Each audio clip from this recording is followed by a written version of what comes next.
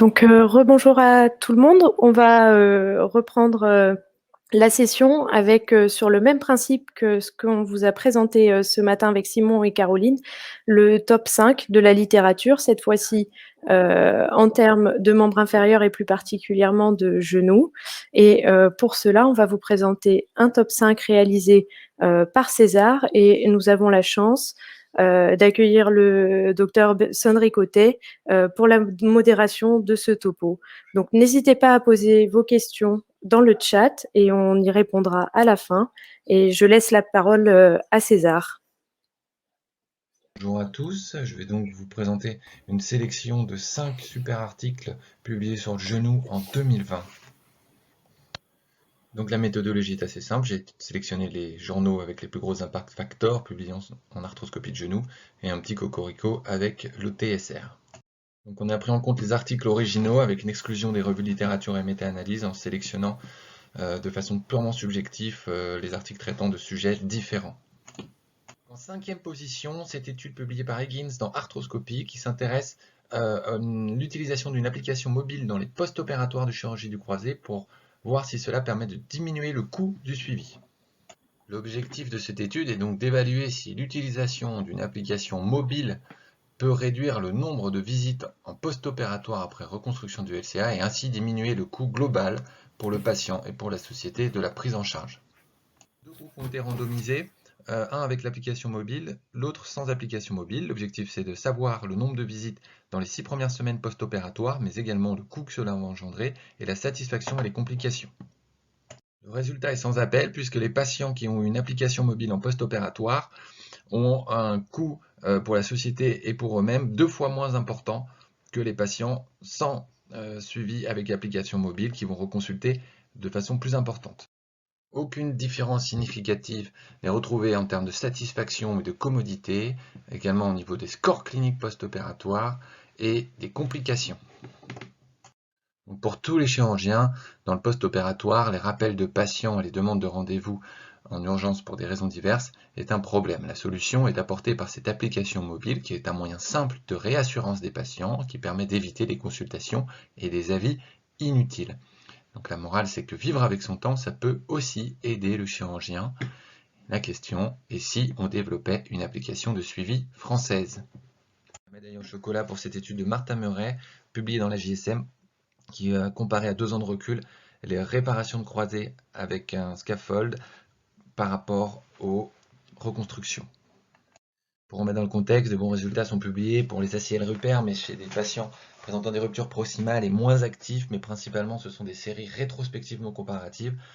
Et l'équipe de Murray a développé cette BER technique, Bridge Enhanced ACL Repair, qui semble prometteuse dans les études précliniques, qui va reconstituer le principe du cal fibreux que l'on voit lors des ruptures du collatéral médial, qui est un implant à base de protéines et contenant du sang autologue et qui va permettre de réaliser une jonction entre les deux extrémités du LCA suturé, qui va favoriser sa cicatrisation. C'est ce qu'on appelle un pont, un scaffold. Randomisé Repair BER versus reconstruction du ligament croisé antérieur chez une population de jeunes à risque de rupture. Donc deux groupes randomisés, 73 BER Repair et 36 reconstructions, à savoir que les reconstructions sont majoritairement des DT4. Les critères d'évaluation, eh c'est les reprises toutes causes confondues, les scores fonctionnels, les laxités et les tests isocinétiques. Donc les résultats, aucune différence significative en termes de rupture et de complications, de score fonctionnel et de laxité. À noter par contre pour l'isocinétique, largement en faveur des BER techniques avec beaucoup moins de déficit disque-jambier, avec un rapport quadriceps disque-jambier en faveur du BER technique, ce qui s'explique par l'absence de prélèvement.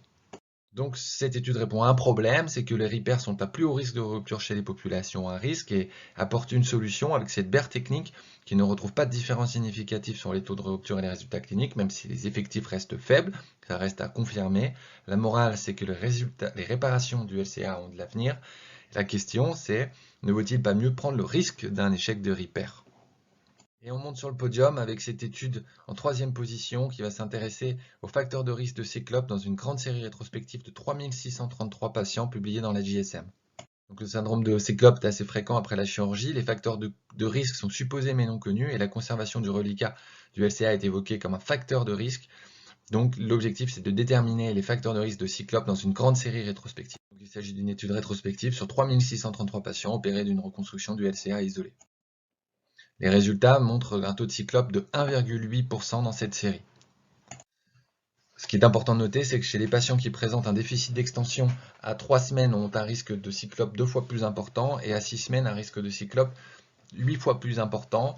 La conservation d'un reliquat de plus de 50% n'a pas été démontrée comme étant un facteur de risque d'augmentation de cyclope. Donc le message, c'est que cette étude répond à un problème, c'est la fréquence du syndrome de cyclope qui conduit à des chirurgies itératives. La solution proposée, ce serait de réduire ce flessum en post-opératoire.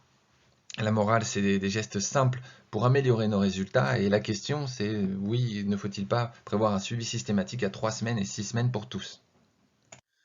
Ce flessum post-opératoire peut être lié à ce mécanisme d'arthrogenic muscle inhibition.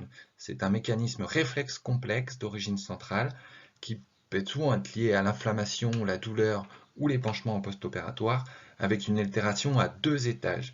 Un réflexe spinal qui va entraîner une contraction réflexe des ischio-jambiers et entraîner un flessum, et une réaction centrale corticale frontale qui va participer à l'inhibition motrice du quadriceps.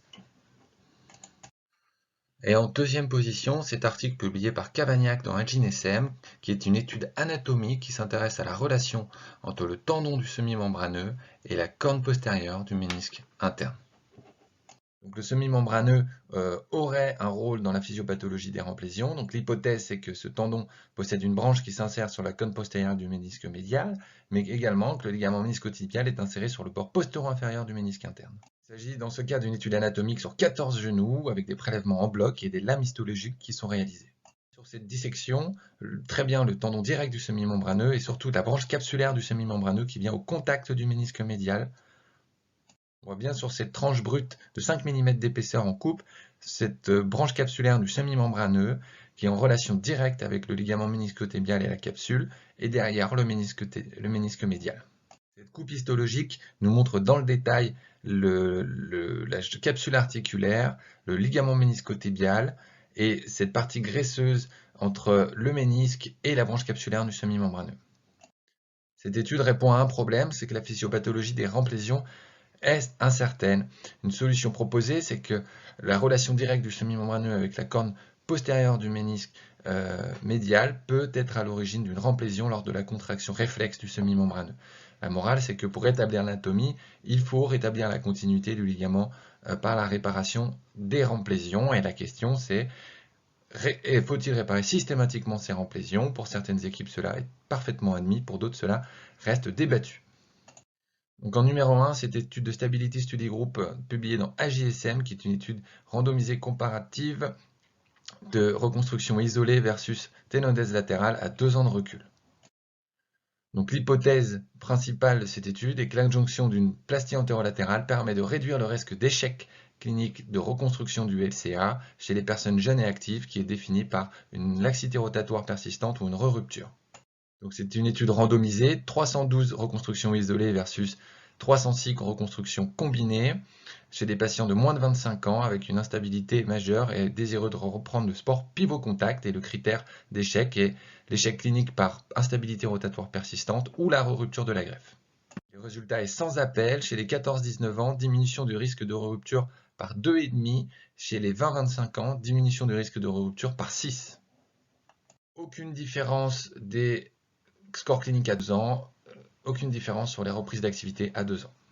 Donc cette étude est pour répondre à un problème, c'est que les ruptures du LCA sont importantes dans les populations à risque jeunes sport pivot contact. La solution, c'est que cette adjonction de ténodèse latérale chez les patients jeunes permet de réduire le risque de rupture de la greffe et de laxité rotatoire à 2 ans. La morale, c'est que cette ténodèse est une solution simple pour améliorer les résultats cliniques.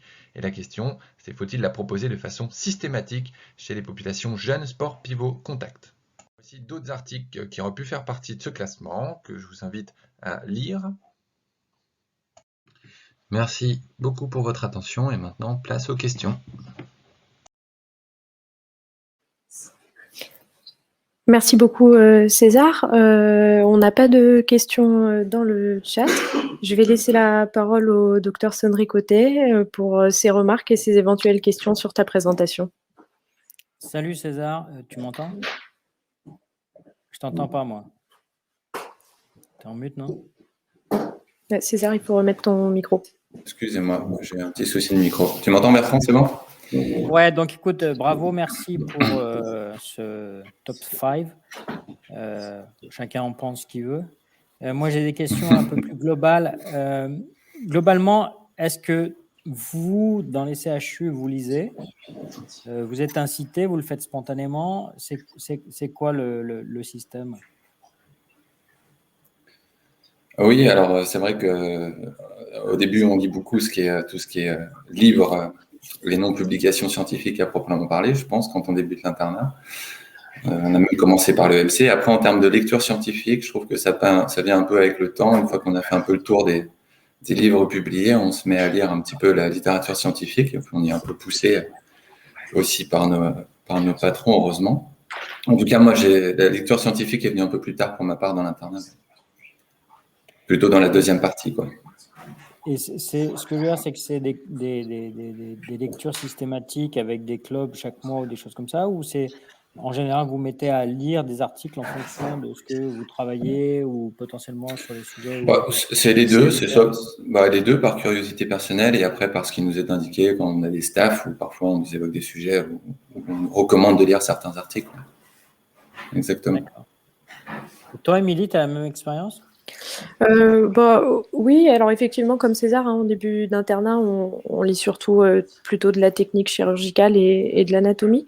Moi, j'ai la chance d'avoir travaillé dans des services où effectivement, on a plutôt des réunions de bibliométrie, de bibliographie, mensuelle.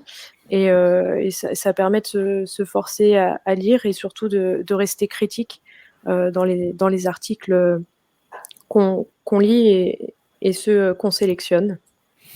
D'accord. César, une autre question. Dans ce que tu as vu là, cette analyse sur les articles, c'est quoi ton classement? C'est par la pertinence des conclusions?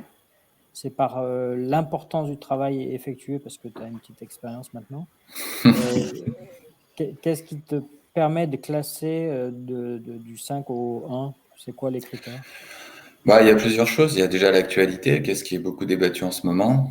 On sait qu'on parle pas mal des remplaisons, que ça reste encore un sujet qui est très battu dans les congrès. Certains encore se posent la question de les réparer.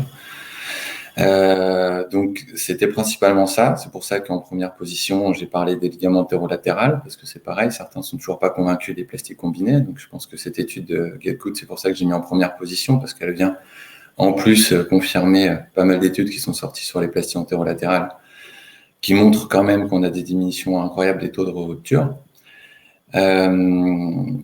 C'est principalement comme ça. Bien sûr, la méthodologie des articles est à compter. C'est surtout principalement des articles comparatifs randomisés, bien évidemment. Et ensuite, notamment pour le numéro 5, qui était sur l'utilisation d'une application mobile, j'ai trouvé ça intéressant parce que, bon, c'est pas les articles qu'on irait lire en prime abord, mais c'est vrai que quand on a des fellows ou des internes, c'est vrai que la gestion des patients qui renvoient des mails énormément en post-opératoire ou qui n'arrêtent pas d'appeler, etc., ça peut être un peu compliqué. Enfin, ça peut être plus simple, mais quand on est tout seul, je pense, dans sa clinique, parfois, ça peut être un peu compliqué à gérer. Alors, ce principe d'application de suivi, j'ai trouvé ça assez intéressant. C'est vrai que c'est un peu plus anecdotique peut-être, mais c'est pour ça que j'ai voulu en parler. D'accord, donc 1, je dirais le sujet à la mode, 2, la méthodologie, et 3, l'application pratique. Ouais, exactement. Plutôt un classement, je dirais, assez logique. Ouais.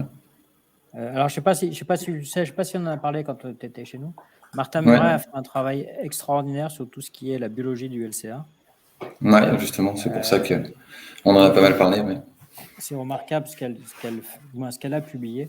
Malheureusement, elle est partie sur une version commerciale. Et j'ai eu la chance ou la malchance de reprendre un de ses patients de Boston. Je ne sais pas si tu étais là. C'était assez incroyable. C'est une chirurgie qu'ils font à ciel ouvert. Ouais.